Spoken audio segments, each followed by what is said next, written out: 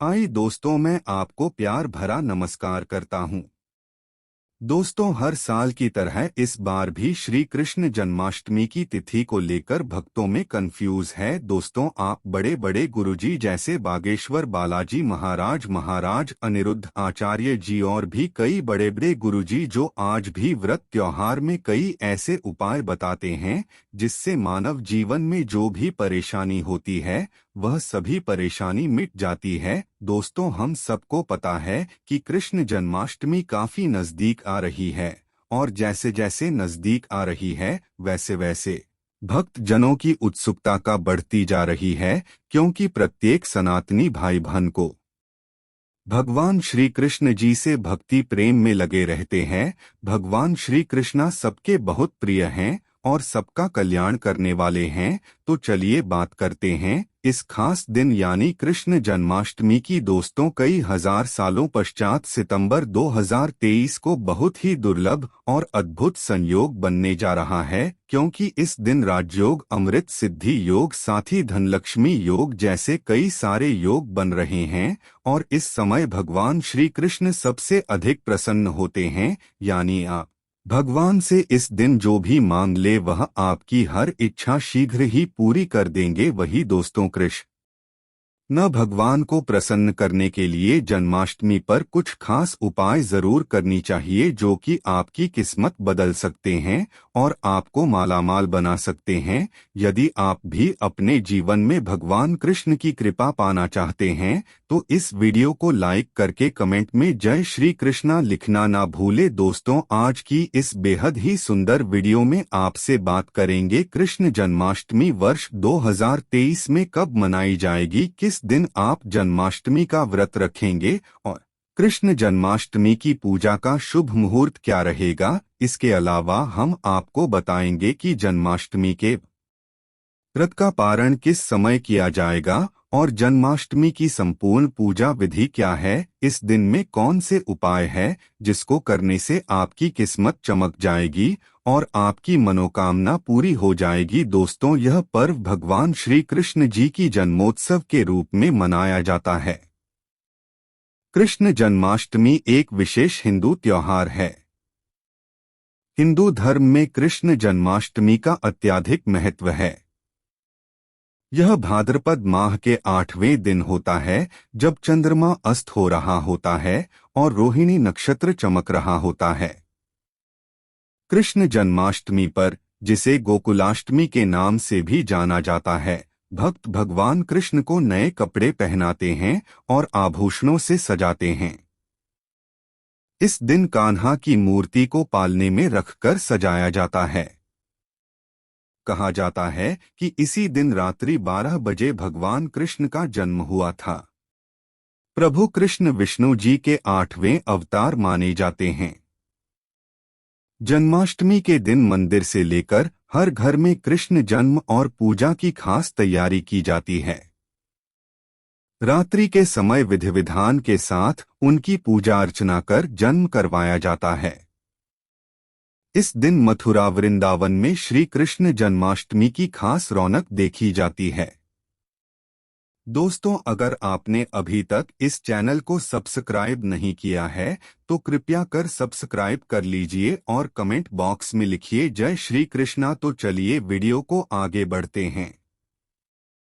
दोस्तों, श्री कृष्ण कहते हैं कि जो भी भक्त ईश्वर को सच्चे मन से पूजा पाठ करता है उसे मैं स्वीकार करता हूं, उसकी हर मनोकामना को मैं पूरा करता हूं। दोस्तों, जन्माष्टमी के दिन भगवान कृष्ण की आरती रात में यानी 12 बजे की जाती है। दोस्तों, जन्माष्टमी का व्रत मथुरा और वृंदावन में बहुत ही धूमधाम से मनाया जाता है। खासकर मंदिरों और घरों में कृष्ण भक्त बाल गोपाल के जन्म का उत्सव का आयोजन भी करते हैं और बाल गोपाल के लिए पालकी भी सजाते हैं और मक्खन का भोग लगाते हैं। ऐसी मान्यता है कि भगवान विष्णु जी ने धर्म की स्थापना करने के लिए श्री कृष्ण जी के रूप में जन्म लिया था और इस दिन पर धारण कर श्री कृष्ण जी का स्मरण करना अत्यधिक फलदायी होता है। शास्त्रों में जन्माष्टमी को त्योहार का राजा भी कहा गया है। भविष्य में इसके संदर्भ में उल्लेख है कि जिस घर में यह व्रत किया जाता है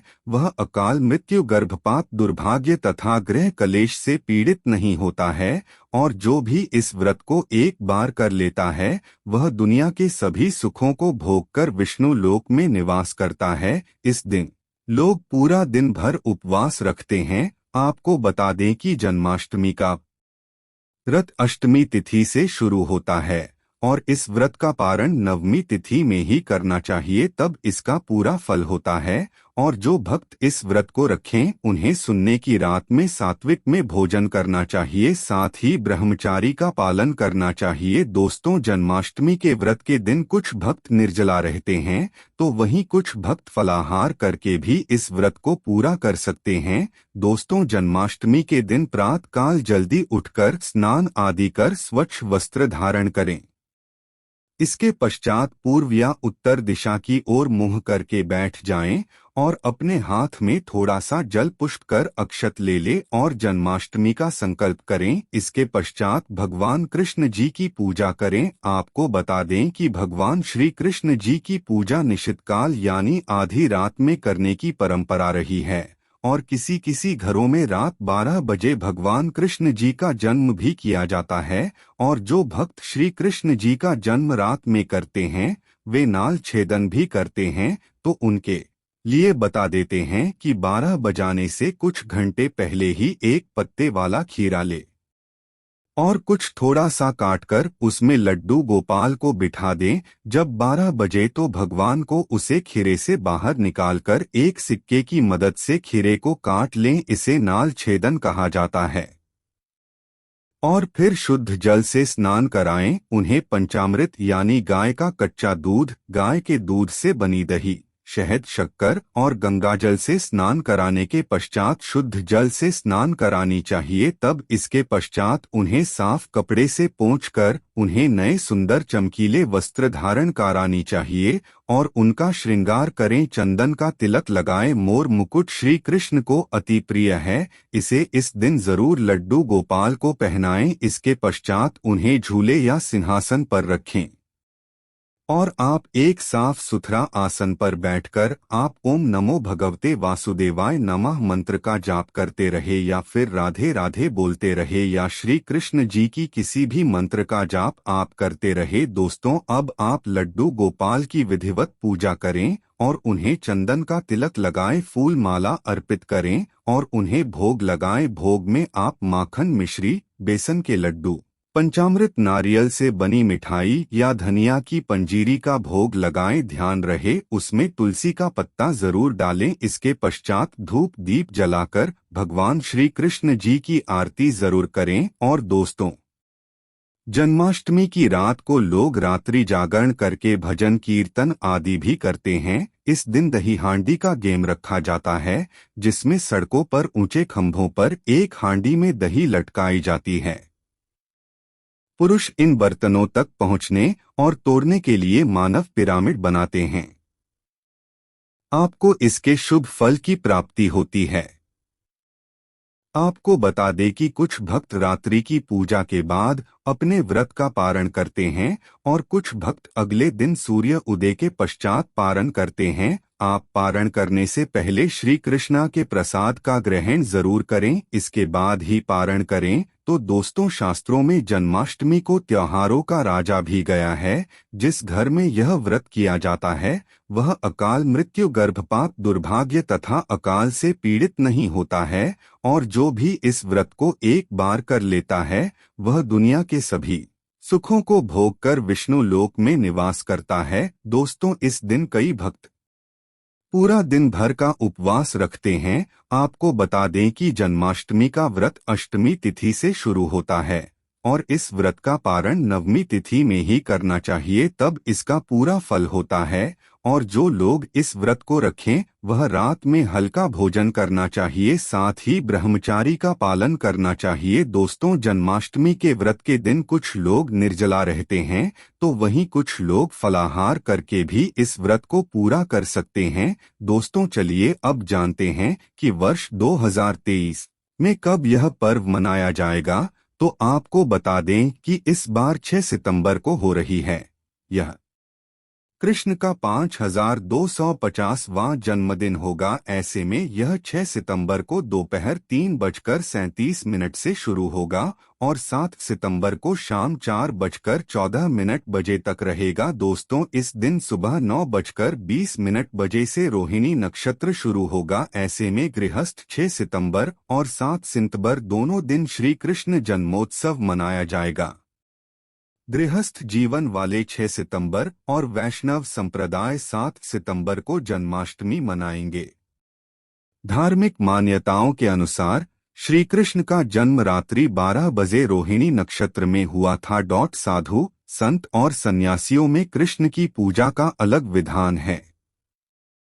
शास्त्रों में पंचदेवों के उपासक गृहस्थ यानी स्मार्त संप्रदाय के लोगों के लिए कृष्ण की उपासना अलग तरीके से बताई गई है। संप्रदाय के लोग 7 सितंबर को इस त्योहार को मनाएंगे। दोस्तों, पूजा के लिए इस बार शुभ मुहूर्त 40 मिनट का है, जो कि रात के 12:02 बजे से 12:48 तक रहेगा। ऐसे में इस दिन रोहिणी नक्षत्र का सहयोग भी बन रहा है। ऐसे में इस दुर्लभ सहयोग में की गई पूजा करने से कई जन्मों से मुक्ति मिलती है। यदि किसी की आत्मा प्रीत योनि में भटक रही है तो उनके नाम से की गई पूजा उनकी आत्मा को मुक्ति प्रदान करती है। दोस्तों, इस दिन का व्रत संतान का सुख देने वाला होता है। ऐसे में इस बार का व्रत करना ना भूले। साथ ही जो इस व्रत को शुरू करना चाहते हैं, इस बार उनके लिए सबसे अच्छा मौका भगवान श्री कृष्ण की कृपा पाने के लिए। ऐसे में फिर आप भी इस व्रत को शुरू कर सकते। तो दोस्तों, चलिए अब जानते हैं